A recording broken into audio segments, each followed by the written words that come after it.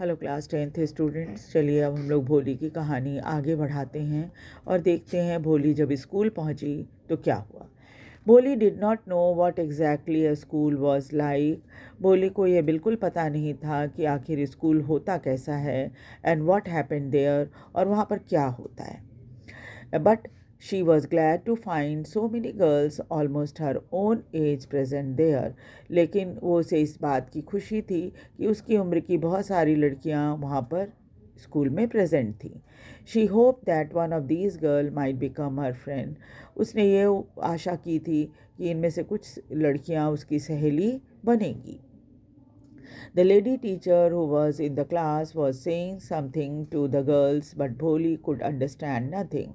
जो वहाँ पर महिला शिक्षिका थीं वो तो क्लास में बच्चों को कुछ बता रही थीं, लेकिन भोली कुछ नहीं समझ सकी कि क्या टीचर समझा रही हैं। She looked at the picture on the wall. उसने दीवार पर लगी बहुत सारी फ़ोटो जो थी उसको देखा। द कलर्स फैसिनेटेड हर। रंग उसे बहुत पसंद थे। And the horse was brown. जो घोड़े की पिक्चर लगी थी दीवार पे वो ब्राउन कलर का था, just like the horse on which the tahsildar had come to visit their village. ठीक वैसे ही घोड़ा था जैसे घोड़े पर तहसीलदार बैठकर गांव में आया करता था। And the goat was black like the goat of their neighbour. और जो बकरी थी वो वैसी ही काली थी जैसे उसकी पड़ोसी की बकरी है। The parrot was green like the parrot she had seen in the mango orchard, और पैरट भी ठीक वैसे ही हरा था जैसा उसने आम के बागीचे में देखा था। And the crow and the cow were just like Lakshmi, और काऊ जो थी वो ठीक उसकी लक्ष्मी की तरह थी। And suddenly Bholi noticed that the teacher was standing by her side smiling at her. लेकिन तभी अचानक भोली ने इस चीज़ को नोटिस किया कि टीचर उसके ठीक बगल में खड़ी हैं और उसको देखकर मुस्कुरा रही हैं। What's your name little one? बच्चे तुम्हारा नाम क्या है? भो भो। She could stammer no further than that. लेकिन वो भो के अलावा हकलाने लगी थी वो, तो उससे ज़्यादा नहीं बोल पाई। Then she began to cry. उसके बाद वो रोने लगी। And the tears flowed from her eyes in a helpless flood. और बिल्कुल बाढ़ की तरह जो आंसू था उसके आंखों से बह रहे थे। She kept her head down as she sat in the corner. वो कोने में बैठी अपना सिर झुकाए हुए थी, not daring to look up at the girls who she knew were still laughing at her. उसकी हिम्मत नहीं हो रही थी कि वो लड़कियों की तरफ नज़र उठा के देख ले जिसके बारे में उसको पता था कि वे उसके हकलाने पर हंस रही होंगी। When the school bell rang, फिर जब स्कूल की घंटी बजी, all the girls scurried out of the classroom. सारी लड़कियां भागकर क्लासरूम से बाहर निकल गईं। But Bholi dare not leave her corner. लेकिन भोली की हिम्मत नहीं हुई कि वो उस कोने को छोड़ सके जहाँ पर वो बैठी थी। Her head still lowered. सिर अब भी बहुत झुका हुआ था। She kept on sobbing. और वो सिसक रही थी। Bholi, the teacher's voice was so soft and soothing. In all her life she had never been called like that. और तभी उसने सुना भोली, टीचर की आवाज़ इतनी सॉफ्ट और इतनी सूदिंग थी कि ऐसी आवाज़ तो उसने ज़िंदगी में कभी सुनी ही नहीं थी। It touched her heart. उसकी आवाज़, टीचर की बोलने की आवाज़ जो थी उसके दिल को छू गई। Get up, she said the teacher. Teacher ने उसे खड़े होने के लिए कहा। It was not command. वैसे उसको डांट कर खड़े होने के लिए नहीं बोला गया था, ऑर्डर देकर नहीं कहा गया तुम खड़े हो, but it was just like friendly suggestion. सिर्फ एक दोस्त की तरह टीचर ने कहा था कि खड़े हो जाओ। भोली गॉट अप। भोली खड़ी हो गई। Now tell me your name. अब मुझे अपना नाम बताओ। Sweat broke out over her whole body. जब टीचर ने उससे नाम पूछा तो भोली को पसीना आ गया, पूरे शरीर में पसीना आ गया। Would her stammering tongue again disgrace her.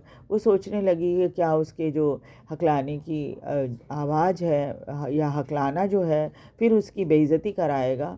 For the sake of this kind woman, however, she decided to make an effort. लेकिन इस दयालु महिला के लिए उसने ये फैसला किया कि वो ज़रूर प्रयास करेगी बोलने का। And she had such a soothing voice. उस महिला टीचर की आवाज़ बहुत ही सूदिंग थी, बहुत ही विनम्र थी। She would not laugh at her. और उसको लगा कि जब वो हकलाकर अगर कुछ बोलेगी तो टीचर उसके ऊपर हंसेगी नहीं। भो भो शी बिगैन टू स्टैमर। लेकिन फिर वो भो भो से आगे कुछ नहीं बोल पाई, क्योंकि वो फिर हकलाने लगी थी। Well done the teacher encourage her. तो बहुत अच्छा टीचर ने उसे कहा कि भाई, उसको इनकरेज करते हुए कहा कि भाई come on now the full name. चलो, उसको उत्साहित करते हुए टीचर ने कहा कि चलो ठीक है, पूरा नाम बोलो। भो भोली। तब हकलाते हुए उसने भोली बोला।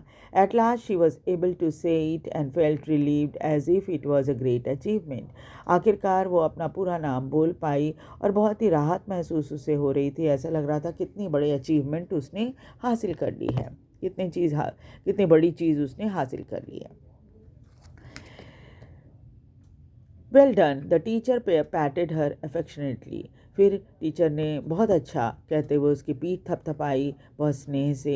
And said put the fear out of your heart. अपने मन से डर निकाल दो। And you will be able to speak like everyone else. और तुम फिर बाकी लोगों की तरह ही बोल पाओगी।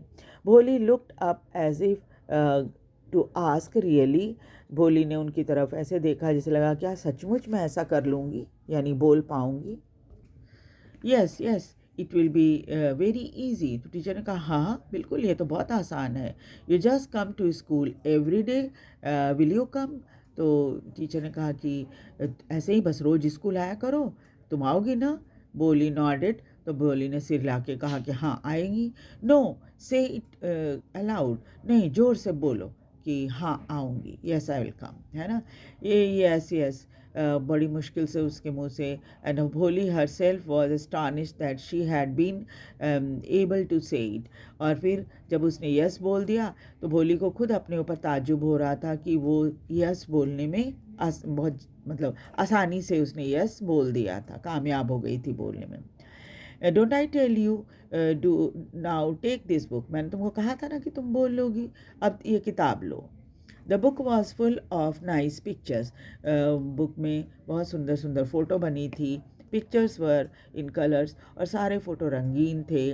Dog, cat, goat, horse, parrot, tiger and cow just like Lakshmi. और बहुत तरह के अलग अलग जानवरों की फ़ोटो थी, जिसमें डॉग की, गोट की, हॉर्स की, पैरट की, टाइगर की और काउ जो कि उसकी अपनी लक्ष्मी जैसी ही दिख रही थी। And with every picture was a bird in big black letter. और जैसे नर्सरी में आपने देखी होगी किताब होती है, फ़ोटो बनी रहती है बड़ी बड़ी, और उसके साथ बड़े बड़े अक्षर लिखे रहते हैं। अगर इंग्लिश की है तो ABCD, और हिंदी है तो क ख ग घ। तो उसी तरह से भोली को भी टीचर ने ऐसी ही किताब दी थी जिसमें बड़े बड़े अक्षर लिखे हुए थे हर फोटो के साथ। In 1 month you will be able to read this book. तो टीचर ने उसको बताया कि 1 महीने में तुम इस किताब को पढ़ने लग जाओगी। Then I will give you a bigger book. फिर मैं इससे बड़ी किताब तुमको दूंगी। Then still bigger one. फिर उससे अभी बड़ी किताब दूंगी। In time you will be more learned than anyone else in the village. और फिर वो समय आएगा जब गांव में सबसे ज़्यादा पढ़ी लिखी हुई तुम हो जाओगी। And then no one will ever be able to laugh at you. और फिर क्या होगा, तब किसी को हिम्मत नहीं होएगी तुम्हारे ऊपर हंसने की। People will listen to you with respect. और लोग तुम्हें सम्मान के साथ सुनेंगे। And you will be able to speak without the slightest stammer. और तब तुम बिल्कुल ही बिना लड़खड़ाए हुए आराम से बोल पाओगी। अंडरस्टैंड, समझ में आ गया। नाउ गो होम, अब घर जाओ। And come back early morning tomorrow. और सुबह जल्दी स्कूल आ जाना।